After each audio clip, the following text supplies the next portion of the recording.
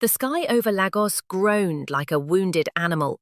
Rain battered the city without mercy, flooding streets and drowning the sound of horns and shouting drivers.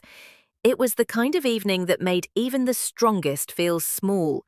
Inside his dark-coloured Rolls-Royce, Jackson drove in silence. His hands were tight on the steering wheel. The AC hummed softly, but his thoughts were loud. He had just left a long, useless board meeting.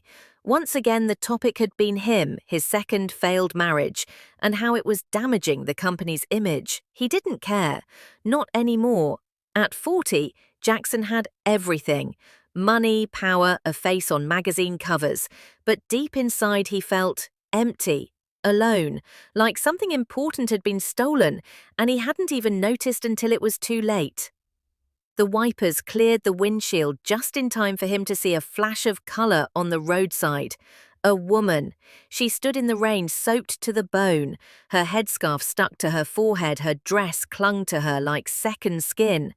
And by her side, two small boys, barefoot, shivering, holding tightly to her hands like their lives depended on it.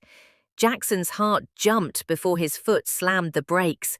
The car skidded slightly on the wet road, but stopped. He squinted through the glass. Something about her felt familiar. He rolled the window down a little, and the wind slapped his face with cold rain. "Rebecca?" he said, the name leaving his lips before his mind could stop it. The woman froze. The boys moved closer to her. For a second, she didn't turn. Then, slowly, painfully, her head moved, and her eyes met his. Those eyes, he remembered them. Soft once, now cold, tired, distant. She took a step forward, water splashing around her feet. "You," she said, not even blinking. "You ruined my life." Jackson felt the words slice through the quiet air inside his car. "What are you talking about?" he asked, confused, though his heartbeat was rising. "Isn't it clear?" she said, her voice sharp but calm like she'd practiced the words for years. "Do I really need to explain?" One of the boys suddenly bent over, coughing violently. The other pulled at Rebecca's dress, hiding his face. Without thinking, Jackson unlocked the doors. "Get in, please. They need help." Rebecca hesitated just a moment, then she opened the door and entered the back seat, gathering the boys into her arms. Jackson turned the car sharply, tires splashing water as he raced through the storm.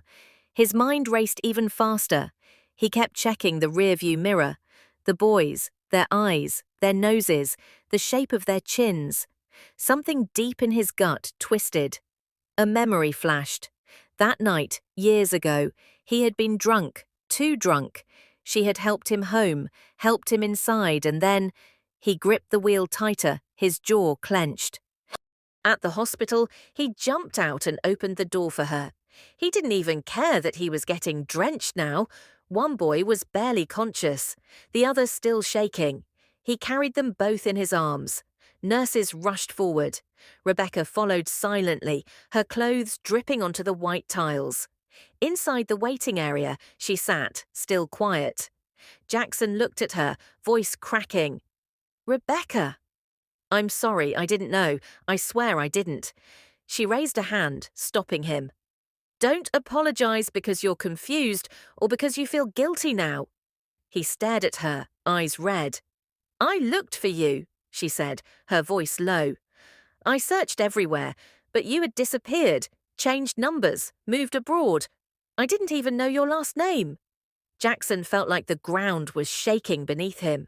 Just then, a doctor walked out, holding a file. "Mr. Jackson," he said, "can we speak privately, please?" Jackson followed him, legs like wood. Inside the office, the doctor sat down, opened the file, and looked him in the eye. "They are your children, Mr. Jackson, both of them. DNA says 100%. The floor beneath Jackson might as well have disappeared. He didn't sit, he dropped, knees on the cold tiles, hands covering his face. Tears came, not the quiet, noble kind, the heavy, loud, broken kind, the kind that had been buried for too long. "My God," he whispered, "I have children. Real children. His blood. The same man 2 wives said was the problem, the same man who thought he could never be a father, now 2 boys, his sons. He stood slowly, shaking, and walked out of the office. Sandra had stood up too. She looked at him, unreadable. Jackson stepped closer, eyes swollen, throat tight. He dropped to his knees before her, not caring who saw, not caring about his expensive suit, or the polished hospital floor now soaking beneath him. His voice trembled. "Rebecca, please, I'm sorry, I didn't know.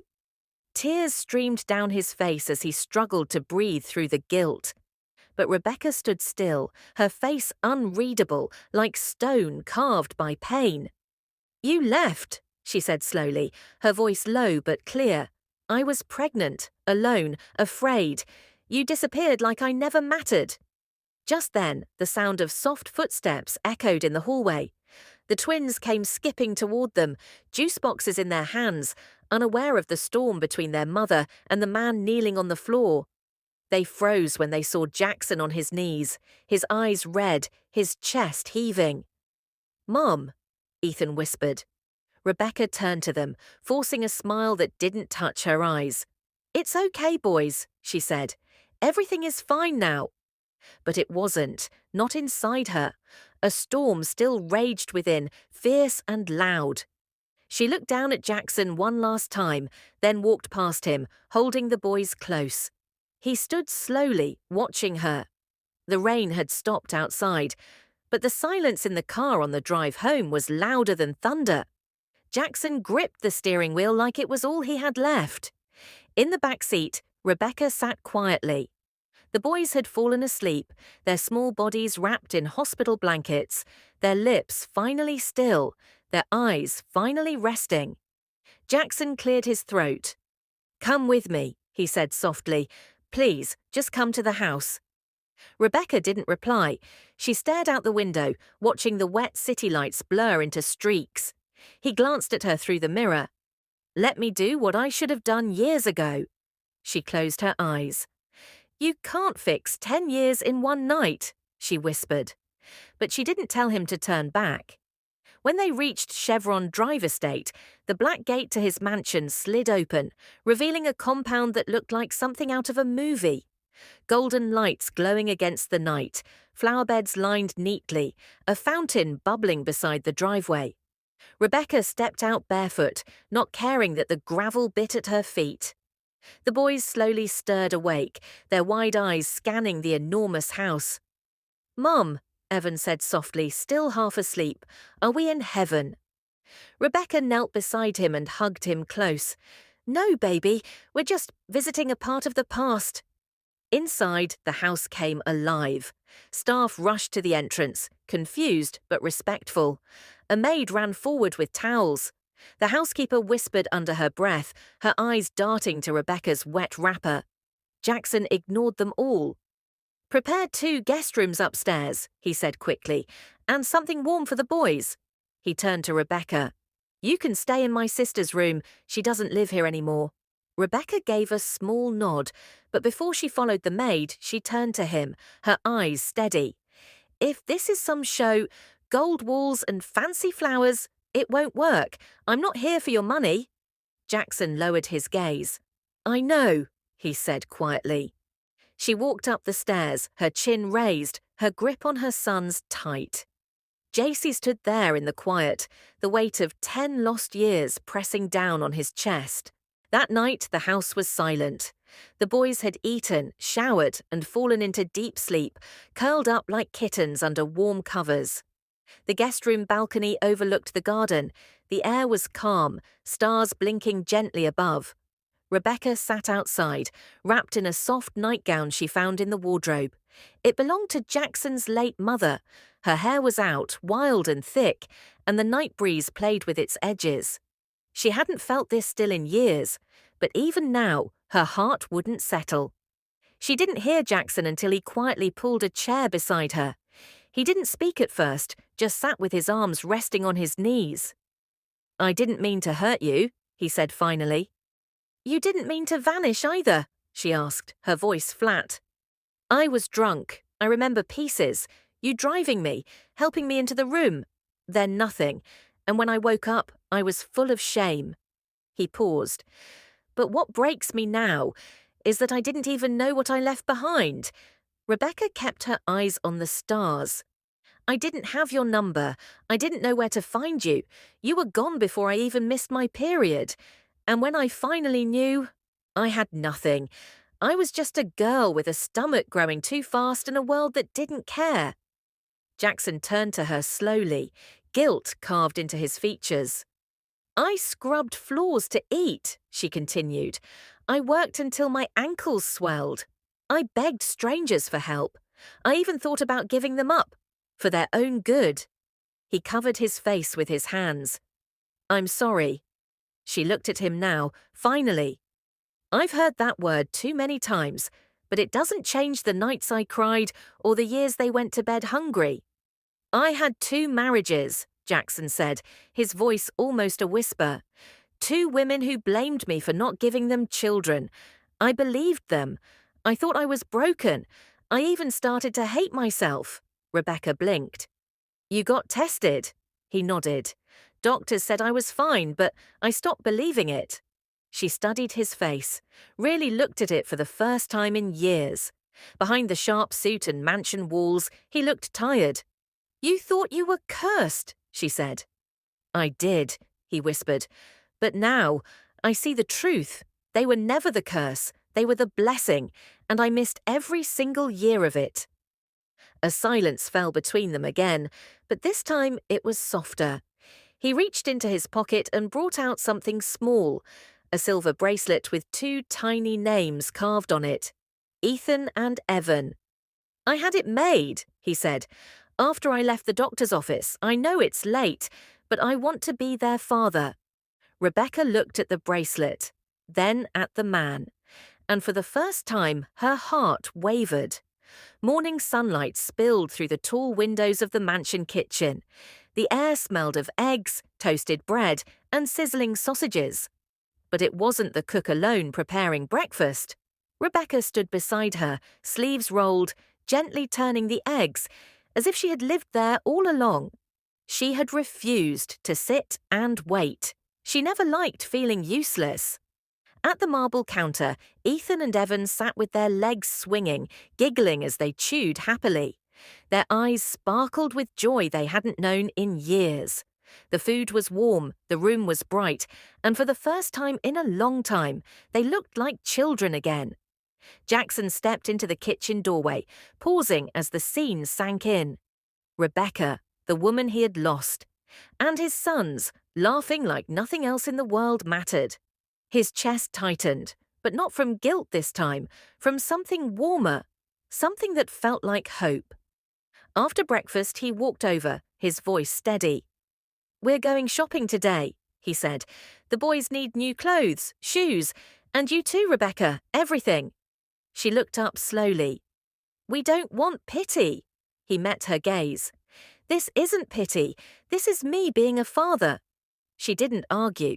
She just gave a quiet nod. The mall was loud, alive, and glittering. Everywhere were bright signs and busy people. Rebecca stood frozen in the women's section, overwhelmed by choices she hadn't dreamed of in years. Her fingers brushed over a soft blouse, but she pulled her hand back quickly, unsure if she had the right to touch something so fine. Meanwhile, Ethan and Evan ran wild through the children's store. Superhero lunchboxes, colourful sneakers, toy cars, backpacks with dragons and rockets. Andrew didn't stop them. He watched, smiling through tears, as if each giggle healed a scar on his heart. But joy never lives too long without a shadow. Across the aisle, a woman dressed in sharp red heels and heavy perfume turned sharply. Her eyes locked on Jackson and his little family. It was Tessie, his second ex-wife. She strutted over, smile fake and lips too bright. "Well, well, Jackson," she said loudly. "Shopping with new family." Tessie blinked, confused. "Children, yours, that's not even possible." Jackson smiled softly and placed a gentle hand on Ethan's shoulder. "It is now." He turned and walked away, holding Evan's hand. Rebecca followed, her eyes never looking back. Tessie stood frozen, her painted smile cracking. That night, the boys were clean and full, wearing matching pajamas they had picked themselves. Rebecca tucked them into bed gently, brushing hair from their faces. "Mom," Ethan asked softly, "are we going to stay here forever?" She froze, then whispered, "For now, yes." But inside her, a voice whispered louder, "What if he changes again? What if this is just a dream?" Just as she leaned down to kiss the boys, a soft knock came from the open door. Jackson stood there, holding a brown envelope. "I got something for you," he said gently. Rebecca took the envelope and opened it slowly. Her eyes widened. Inside was a letter, a school admission, her name printed clearly at the top, nursing school. Her hand trembled. She blinked back tears. "I remember you always said that's what you wanted," Andrew said. "You don't have to put your life on pause anymore." Before she could speak, a loud crash shook the mansion, the sound of breaking glass. The alarm blared across the house like a warning from the past. Jackson didn't wait. He ran barefoot down the marble stairs. Rebecca pulled her sons to her chest, heart pounding. "Stay here," she whispered, hiding them behind the wall near the staircase. "No matter what happens, don't come out." The boys nodded, fear in their wide eyes. Downstairs, Jackson found the shattered window. Cold wind rushed in through the gap. Glass covered the floor like broken ice. Curtains flapped wildly. 2 security guards stood ready. "Who broke in?" Jackson shouted. "No one's inside, sir," one guard answered. "But they knew the house. No cameras saw them come in." Jackson's eyes scanned the floor. Then he saw it. Something small, something familiar. A gold ring. He bent down, heart racing. His hand closed over it, and for a moment, time stopped. His breath caught. The ring was engraved with a name, Dominic, his older brother, gone for 10 years, a scandal, a betrayal. He had vanished after nearly destroying the family name. Now this. Back upstairs, Rebecca sat on the edge of the bed, her arms wrapped around the boys, rocking them as if she could push fear away. Jackson returned, face pale, breathing hard. "It's okay," he said. "You're safe. The guards are on alert." "Who was it?" asked quietly. He sat down, eyes heavy. "Someone from my past." "You mean more than just an old friend, don't you?" He nodded slowly. "I think my brother Dominic is back, and if it's really him, he's not here to say sorry." The next morning, security around the mansion doubled. New cameras, motion sensors, private guards at every entrance. Jackson hired a private investigator to track down Dominic, where he had been, and more importantly, what he wanted now. But life inside the mansion didn't stop. Rebecca, though shaken, started her classes. Every night, after Ethan and Evan were asleep, she sat at the study table with her books open, pen in hand, eyes full of fire. She was 30, and she was not going to waste another year. But peace has its limits, and in the shadows of the mansion, something darker had already begun to stir. One Wednesday afternoon, Rebecca returned from class. She wasn't expecting anything strange, just her usual routine: check on the boys, review assignments, then prepare dinner. But the minute she walked through the door, she knew something was off. The house was too quiet. She entered the kitchen and found one of the maids, Rita, crumpled on the floor, her face soaked in tears. "Rita!" Rebecca's voice tightened. "What happened?" Rita shook violently. He said, "He was Mr. Jackson's cousin. He knew the twins' names. He knew where they sleep. He threatened to take them." Rebecca's legs buckled. Her vision blurred as she gripped the counter to steady herself. Then instinct kicked in. She dialed Jackson's private line. He answered on the first ring. "I'm on my way," he said sharply. That night, Rebecca stood by the twins' bedside, watching their chests rise and fall. The boys, barely 10, had no idea of the storm that was forming around them. "Jackson," she said softly as he entered the room, "this place, it's not safe anymore." His face was unreadable. "This is your home, Rebecca. I swore I'd protect it, and you. And if you fail," he didn't blink, "then I'll fail fighting." 3 days later. Everything shattered. Rebecca returned home to a nightmare. The security gate was wide open. The lights inside flickered unnaturally, casting eerie shadows against the walls. There were no guards, no maids, no sounds. The silence was worse than a scream. "Jackson," she called, her voice shaking. "Ethan, Evan." No response. A faint cry pierced the silence. A child's voice. She ran, upstairs, heart pounding. She burst into the twins' room, empty. The window was wide open. A note lay on the bed. Her hands trembled as she read it. "If you want your sons alive, tell Jackson to give me what's mine. He knows what I mean." "Dom!" Rebecca screamed. Jackson arrived moments later, breathless. She was on the floor, clutching the note like it was a lifeline. He read it. His body tensed. The paper slipped from his fingers. Dominic! That name alone felt like a curse. Everything Andrew had built, his empire, his power, his public image, crumbled in that single moment. Dominic wasn't just a jealous cousin, he was his half-brother. Forgotten by their father, left out of the spotlight, bitter, dangerous, and now desperate. Jackson shut down all public activity. No more meetings, no more appearances, just war. He called in favors from the deepest parts of the country, DSS officers, black ops informants, trackers with questionable pasts. Every resource was mobilized, but Dominic had vanished like smoke, taking the twins with him. Rebecca stopped everything: school, sleep, food. Every day she sat by the window, staring into the horizon. She began to pray aloud, desperately. Dominic hadn't just taken her children, he had stolen her soul. Then, one night, the phone rang. A number she didn't know. She picked up. Her fingers were cold. Her voice barely came out. "Hello." The voice was low, mocking. "Don't scream, Rebecca. I just want to talk." "Where are my children?" she sobbed. "They're safe, for now. But if Jackson doesn't hand over the shares our father left us, they won't stay that way. Please, they're just boys. You have 48 hours, or I send you something small to remember them." By Jackson found her curled on the floor again, the phone still in her hand. She looked up, her face pale. "He gave us 48 hours. Jackson stared ahead, cold, focused. "I'm not waiting."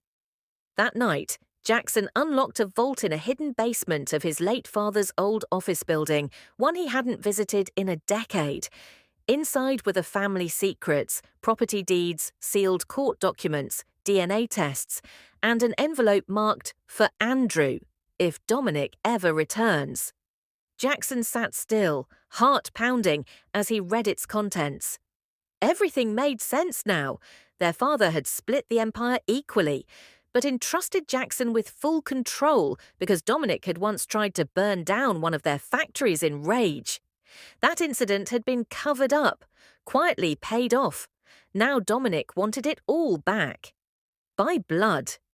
Back at the mansion, Rebecca sat in the twins' room. She hadn't eaten in 2 days. The scent of her boys still lingered on their pillows. "God, please. I carried them through hell. I raised them with nothing. Don't let them die like this," she whispered into the silence. The door creaked. Jackson stood there, dressed in dark jeans and a leather jacket. Eyes like stone. "I'm meeting him tonight." Rebecca jumped up. "No, that's what he wants." "I'll go alone," he said. "If giving him the shares ends this—" "He won't stop there," she snapped. "He'll bleed you dry, then take everything that matters." Andrew nodded slowly. "Then I'll bait him, set a trap." The meeting was arranged. A forgotten hunting estate outside Lagos. No signals, no exit routes. DSS snipers hidden in the bushes. A drone above. Andrew wore a wire. Rebecca stayed by the landline, her hands clenched, waiting. At 5:45 a.m., Jackson stepped onto the estate grounds. Dominic was already there. Leaner, older, more dangerous. I came to talk. Did you bring what I asked for? Jackson raised a briefcase. Just let the boys go. From the shadows, two masked men emerged, Ethan and Evan between them, eyes wide, faces streaked with tears. Jackson's heart cracked. Let them go, Dominic. Dominic laughed. You never understood, Jackson. This was never about shares. It was about respect. I was always the better man, but Father saw only you. You want my respect? You kidnapped my sons. And now you're on your knees for them. Jackson dropped to the ground. Please. That's when a masked man drew a blade. We're done here. Crack! A gunshot. Then another. Go! Go! Bushes exploded as agents surged in. Chaos broke loose. One masked man dropped his weapon and ran. The other lunged for Evan, but Jackson tackled him with raw rage. Don't touch my son! More gunfire, screams. It ended in a storm of dust and blood. Dominic was cuffed, bleeding, muttering threats through clenched teeth.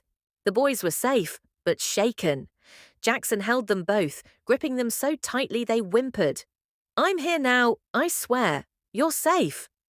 Back at the mansion, the landline rang once. Then, boom! The door flew open. Rebecca turned, eyes wide. There they were. Ethan, Evan, Jackson. She screamed, dropped everything, and ran. The boys leapt into her arms, and the three of them collapsed on the floor, sobbing in a tangled heap of love and relief.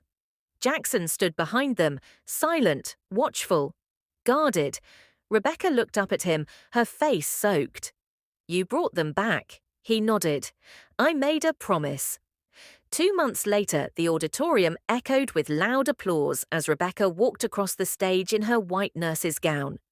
Her name had just been called, Best Graduating Student. She stood tall, not just because of her grades, but because she had climbed out of ashes most people never survived. From the front row, Jackson stood with Ethan and Evan. The boys clapped with pride, and Jackson, he couldn't stop smiling. His eyes were wet. After the ceremony, he pulled Rebecca aside. You didn't just survive, he said. You rose. You conquered. Rebecca smiled, her eyes gentle. You helped me believe again, she whispered. In people, in second chances. Jackson hesitated for a second, then slowly reached into his pocket. A small box appeared. He opened it. A ring. I'm not asking for forgiveness, he said. I know I hurt you, but I want to build the future we were meant to have. With you, with them. Rebecca's heart raced. She stared at the ring, then at her boys. Her lips parted to speak. Ring! A phone buzzed loudly in Jackson's pocket. He frowned and answered. Hello? A deep voice whispered on the other end. You think Dominic was the only one? Jackson froze. The voice was cold, unfamiliar, dangerous. You took what was never yours, and now we're coming for it. We all are. Click. The line went dead. Jackson stood frozen in the middle of the graduation crowd. Around him, people laughed and took pictures, but inside him, everything was suddenly still. Rebecca stepped closer, her smile fading. Jackson, who was that? He looked at her, pale. There's someone else, he said. Someone watching. Someone who thinks, I stole this life. Rebecca's chest tightened. But we just ended one fight, Jackson nodded, and another one's just begun. That night, Rebecca sat on the couch, still in her uniform, her certificate on her lap. The ring box lay untouched on the table. Jackson paced the room like a man with fire in his chest. You're not safe, he muttered. None of us are. What are you going to do? She asked. He looked at her, jaw set. What I should have done 10 years ago. Protect what matters. In the weeks that followed, Andrew took action. He moved all his wealth into a trust, with Ethan and Devon as heirs. He stepped away from his company's spotlight and handed daily operations to a trusted board. He didn't want power anymore. He just wanted peace. Rebecca began work as a certified midwife in one of Lagos's top hospitals. Every morning she walked through the mansion gates not as a waitress, but as a woman who had fought, fallen, and risen again. But peace didn't last long. One evening, while digging through his late father's documents, Jackson found an old sealed envelope hidden in a dusty file, his father's handwriting. "If you're reading this, Jackson, you were never meant to inherit it all. There's another child, a mistake I never admitted. But I left something for them too. If they find out, you may never be safe." Jackson's hands trembled as he read the letter again and again. Another heir, another enemy. He stood quickly and called his head of security. "No one gets in or out without clearance. No one, not even family." Later that evening, Rebecca found Ethan outside, sitting on the grass and looking at the stars. "What's on your mind, sweetheart?" she asked softly. Ethan didn't look at her. "Mom, if Dad hadn't come back, would you have still believed good things could happen?" She smiled, her voice steady. "I never stopped believing, even when I had no reason to." Ethan turned to her, his eyes serious. "Can I be like him, a man who protects, who fixes?" Rebecca's throat tightened. "No," she whispered, "you'll be better." That same evening, when the house was silent and the boys were asleep, Rebecca sat beside Jackson in the living room. He held his father's letter in one hand, staring into space. "I've made peace with the past," Rebecca said softly, "but I won't let it decide our future." Jackson looked at her, a question in his eyes. She reached across the table, picked up the ring box and opened it. "Yes." Jackson blinked. "What?" "Yes to your question," she said, smiling through tears. "Let's build that future, together, but this time we fight side by side." 10 years later, a private jet taxied down the runway at Nnamdi Azikiwe International Airport. The doors opened, and Ethan and Evan stepped out, tall, strong, confident, dressed in full aviation uniforms. Reporters gasped. Flashbulbs went off. The story made headlines instantly. From street beggars to jet pilots, the miraculous rise of Jackson Ease's twin sons. Across the tarmac, Rebecca stood in scrubs, her hospital ID badge swinging from her neck. She was now head of maternity at one of Lagos's most prestigious hospitals. Jackson stood beside her, proud and humbled, his hand wrapped in hers. They had faced betrayal, poverty, secrets, attacks. But they had also found love, redemption, and a second chance.